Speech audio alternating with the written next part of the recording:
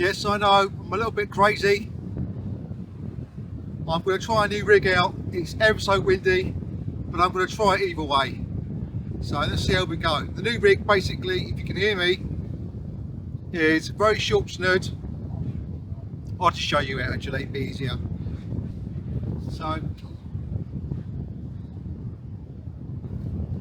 little bit. So what we got is we've got this. That's going to go to the top of the seat. Then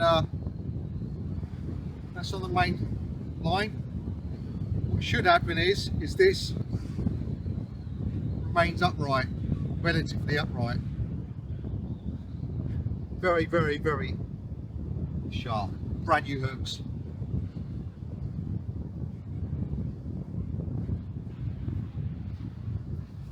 This is the reel that I had issues with the clutch. I've hopefully fixed it now. I'll show you a bit later on how I managed to do it, if it works.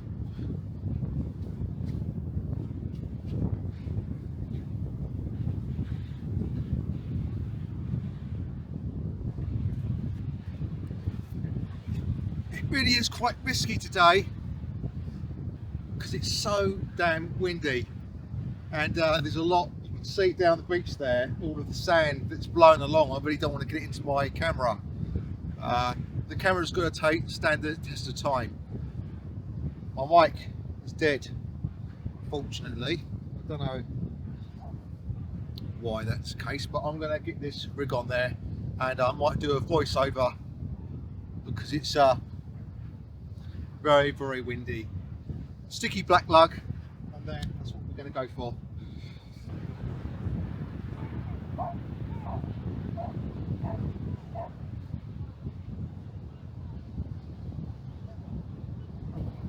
So you can see how this works.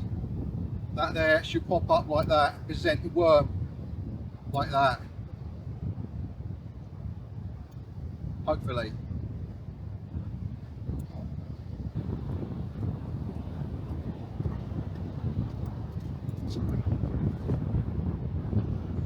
So I didn't put that out too far, just a little bit to the right. We'll see how that fares. I'm going to leave it for a little bit, see what happens.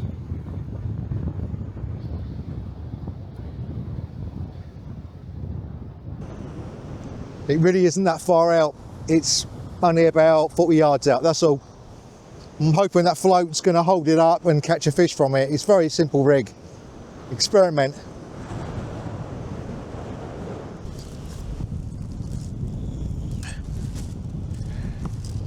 The other rig I'm going to try today is this wishbone rig. So I made it up with size 4 hooks, but I used a component from Veals that makes it a bit more separated in the way that the wishbone works.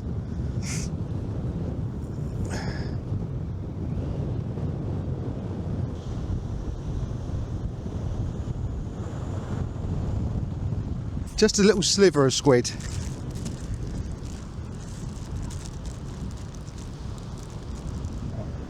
We'll just put a few little bits in there. Ready.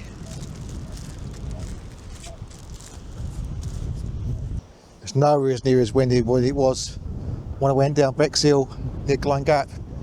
Not even close.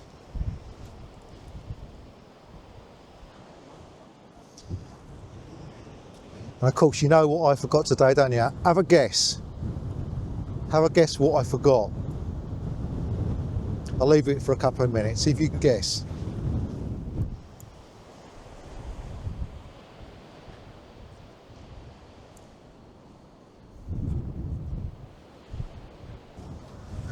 I forgot my rag.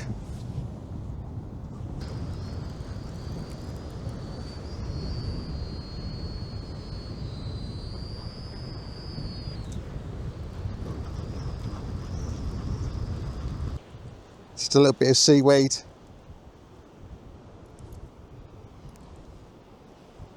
The lug stripped off of it.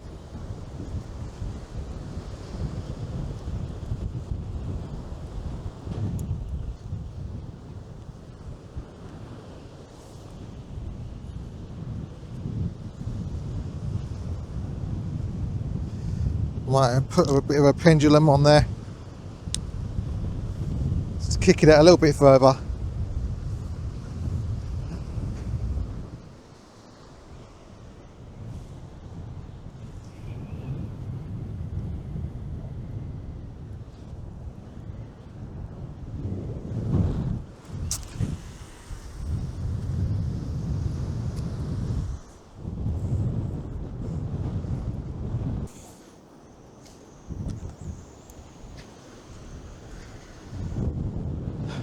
So far that clutch is holding up, so I'm really pleased about that.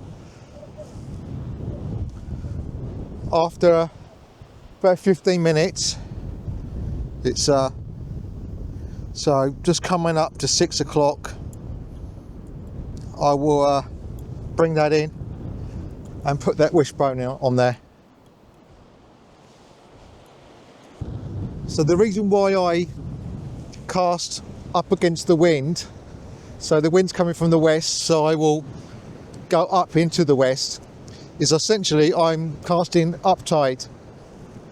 So what will happen is a big bow will be created between my line, the weight and the rod tip, and that line will pull the rig towards where I want to target in front of me, and eventually it will actually catch the bottom of the seabed and it will grip. If the currents are really strong and you haven't got a strong enough lead, or a heavy enough lead with good grippers, what can happen is, especially if you cast directly out in front of you where you want to intend to go, it can then drift further to the left, and that is when you'd often get caught up in other people's line if there's any other anglers there. So when I've got a wind like this, I'll cast up tide just a little bit, and it will crack this bow, and then it will turn the weight around like that. See if I can demonstrate this.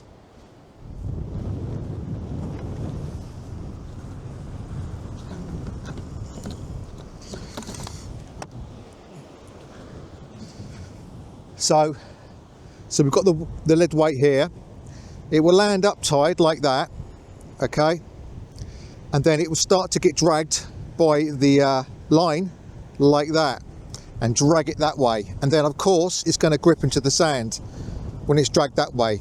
If you cast directly out in front of you, then it's got nothing to pull against that direction, so it likely is going to roll instead, and then that will roll down the tide.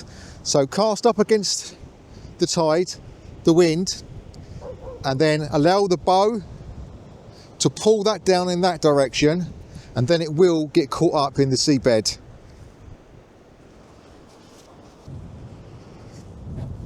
So if you're new to sea fishing, you would have the rod stand orientated away from the wind, so it's facing towards the direction that the wind's blowing. So I'm standing here, the wind's coming from this side, so it's blowing. So if my back is now to the wind, you'll see that my rod stand is also that orientation. So all the force is going to be pushing from behind, and you're going to get a much more stable rod. If you try to fish with your rod dead straight and you're going out obviously straight to the front of you, there's a good chance that your rod stand's going to topple over.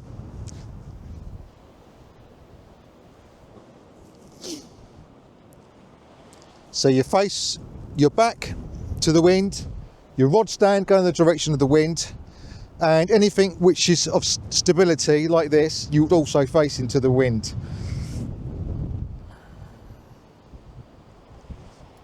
Typically, if I'm here early enough and I'm here before the tide even floods, I may put a bait out there while I'm lugging, or I may not even bother with putting a bait out there until I'm ready, especially if I'm doing lugging or something like that. And then when it starts to flood in a bit, this is when the fish are likely to come in closer and scavenge and find all the little tiny gullies and look for the natural baits, or to eat natural foods. And if it's the case I've already got the rig out there already, when it starts to flood in hard, I bring the rig in, put brand new fresh bait on. It's also the case that you can get the fresh bait out there as it's flooding, and then it'd be pushing you back towards the shingle, and then for a good 10 minutes or so you're going to have that rig out in much deeper waters because you've only just cast out and now you've been pushed back to the shingles. One day, I'm not sure when that'll be, but one day I might get to fish and I'm not hearing the yapping dogs. I know, all you dog lovers out there, I know you gotta take your dogs out for a walk and stuff, but this is my place of solitude and peace. This is where I get away from everything. This is where I want peace and quiet. And the dogs just don't seem to stop. They just go on and on and on and on and on. I'll tell you what, they're about 300-400 yards away and you can still hear them.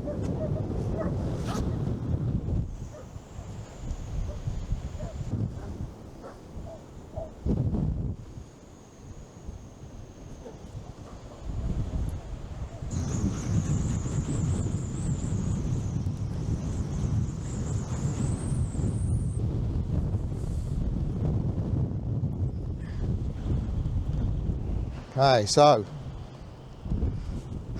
that bait is gone again. Probably a little bit too rough for this weather. Let's try the wishbone rig.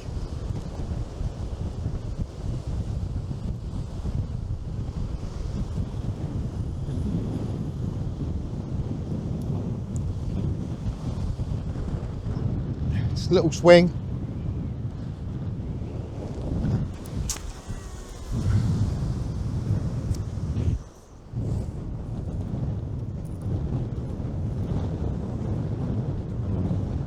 I'm glad this clutch is now working. Don't want to do this too tight because I want it to be right dead on the ground. I need to secure something a bit more solid onto that. So I'm going to try some lug again. But I'm going to whip it on there. Don't really like to keep on whipping it on there because it's a little bit of hassle to get it off, but I'm going to try, and I will be putting a bigger lead on there as well. I'll put a good sized bit of squid on there, and I'll get all of this on there, but I will save myself a little bit of time by just putting it on there now.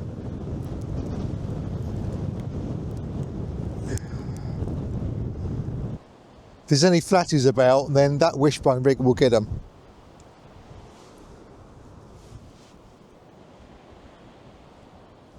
Just wish I brought my rag with me. I always think of forgetting it.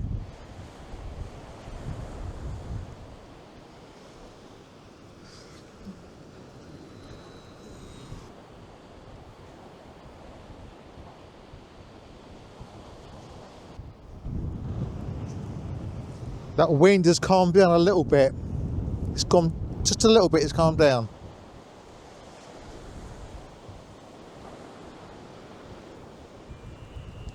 Nice tip on this rod.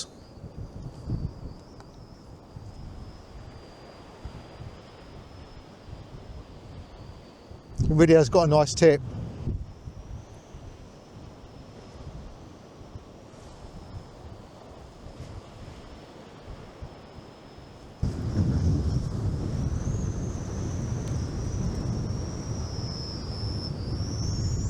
Break the lead, see if there's any weight on there.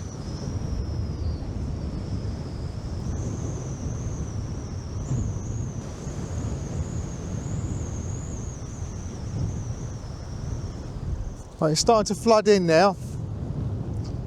I'm going to bring this in and chuck out the other bait.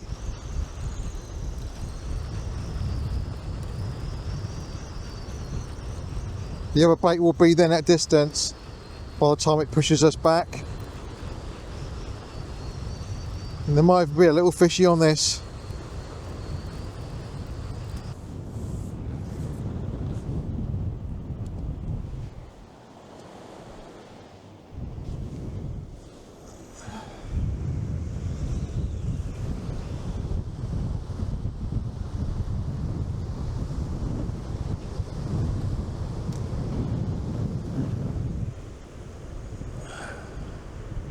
Yeah.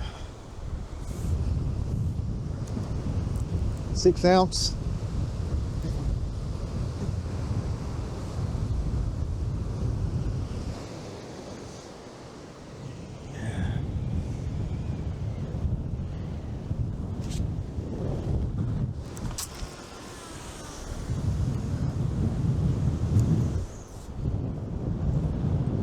Not bad.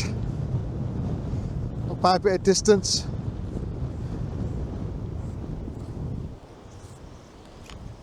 And that clutch is going in every time. So I'm so pleased with that.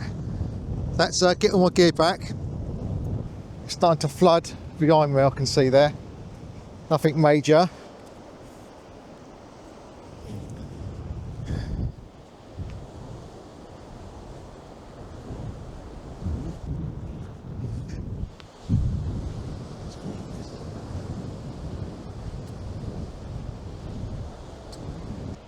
See, look at the tip of it now.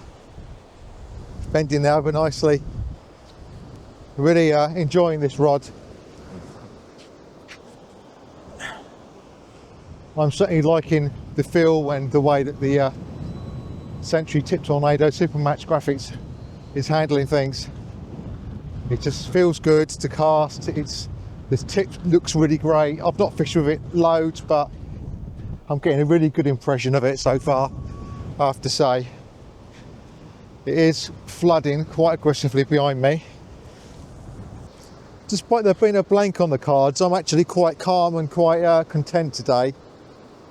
I don't know what it is. I like the openness, I like the space, and obviously fishing in the daylight, it feels more comfortable for me. I feel a bit worried and a bit panicky at night. I've had a few bad experiences fishing at night, and I just get worried when I know it sounds silly, but it's just what it is. I probably won't even publish this video, but I shall put it together in brief form, and just as a documentation of this session. That trolley is bang on. That trolley is really good. I'm so happy with that trolley. And this pocket free is holding up. I have to say, it's holding up. There's a whole squid on there, baby squid, but it's a whole squid. A couple of lug attached to it. Hooks are not that big, but I made sure the hook was evidently protruded out at the front. My casting actually feels all right. I'm starting to feel that when I bring it round, I'm starting to feel this bigger arc. I think that's what it is. I've got to try and project it higher, but I'm losing this over the top business, I think.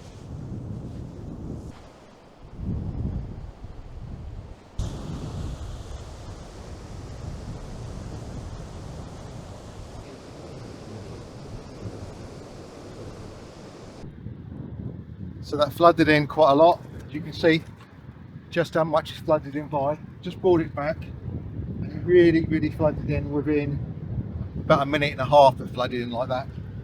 You can see how the patch of sand is through the middle there, how just in front of that rod stand it's all filled in.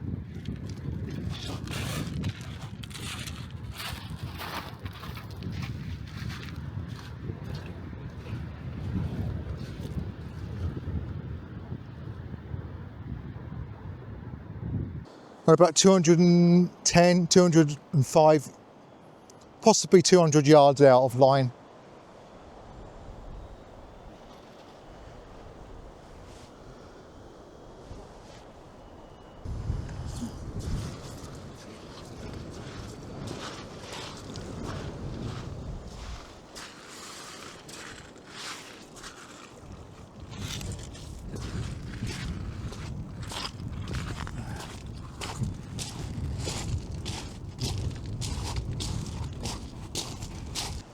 So the lug that's out there now is the furthest I've cast in a while,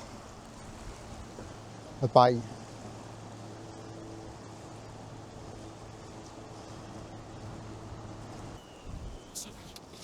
Getting a bit closer to the camera, you can see how much line is on there, not a lot.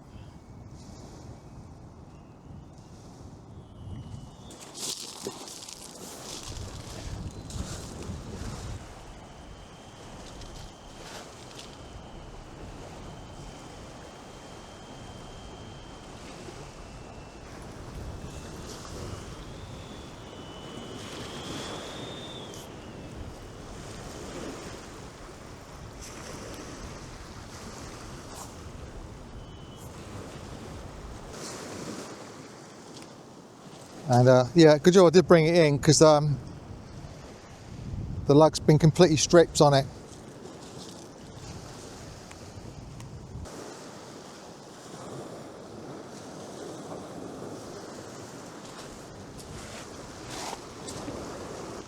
Hook back on with the float. I just want to see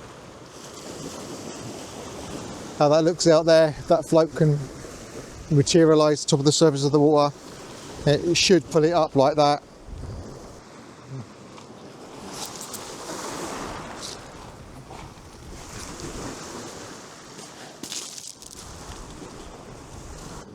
Totally stripped it.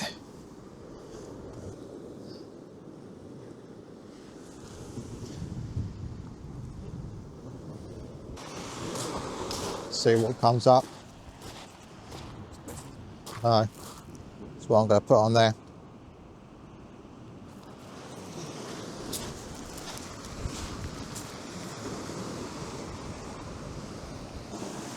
Feels like there's something on it. Could be just weed.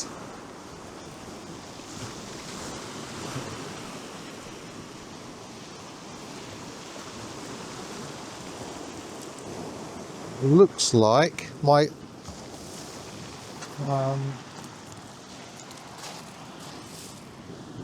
rigger's broke. Oh, no, it hasn't. No bait on there, though, at all. Let's get this squid out there.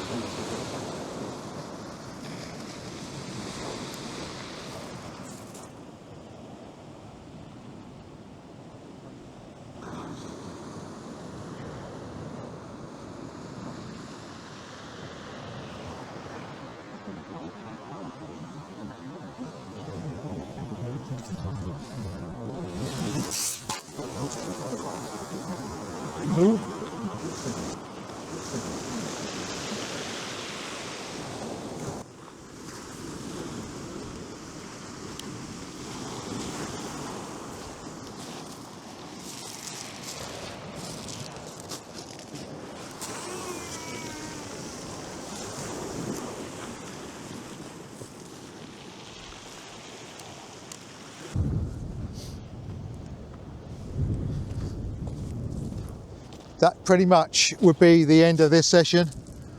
I've casted up tide with my last little bit of sticky black. I have got some more, but it's way past the 2 hour mark now, so we are at that point now where got rid of the last little bit of lug and time to pack up and go home. And I think I'm going to bring my drone down here and have a little flight just before the sun sets.